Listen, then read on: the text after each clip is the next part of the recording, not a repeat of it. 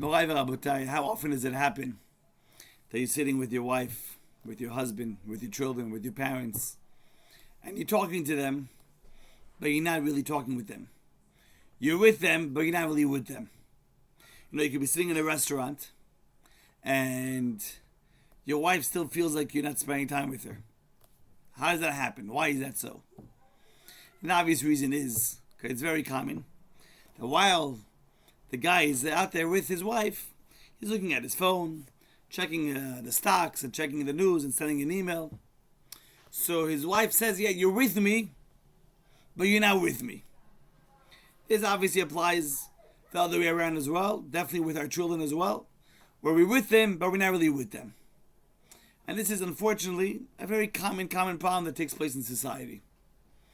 We read in the Torah that there's a special proclamation that is recited by a certain ceremony. Lo avarti mitzvotecha velo shachachti.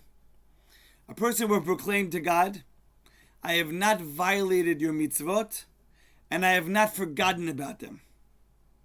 Now let's stop for a moment.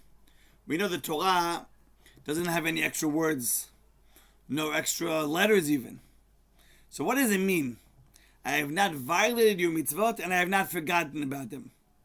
Obviously, if you didn't violate the mitzvah, you obviously didn't forget about it. Or at least seemingly it seems obvious that you didn't forget about it. So what does the Torah mean by saying that the man should proclaim he didn't violate the mitzvah and he didn't forget about it? Rabotai, this gets us back to what we started with.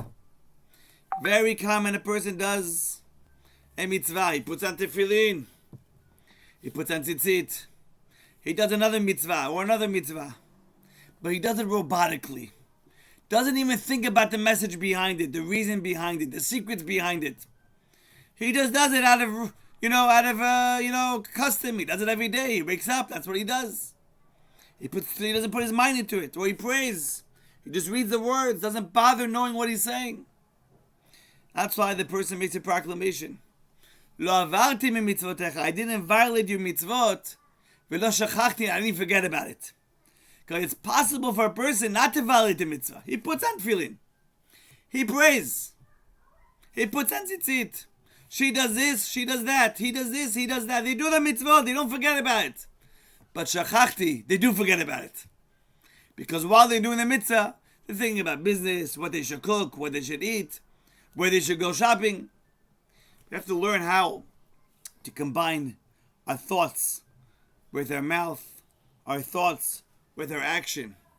Many times a father or mother can tell his child, I really love you. With a smile, it penetrates the child. Or they can say, yeah, I love you, I love you. The child knows there's nothing behind the word. There's no emotion behind the word. Let's try to connect all the different senses, the emotion with the thought with the action, whatever it is that's necessary. Combine it together so that whatever it is that you're doing is really legit and done properly. We take this message to heart, and Bezrat Hashem, we'll see the quality of our actions will be of much greater level. Shabbat Shalom Mevorach.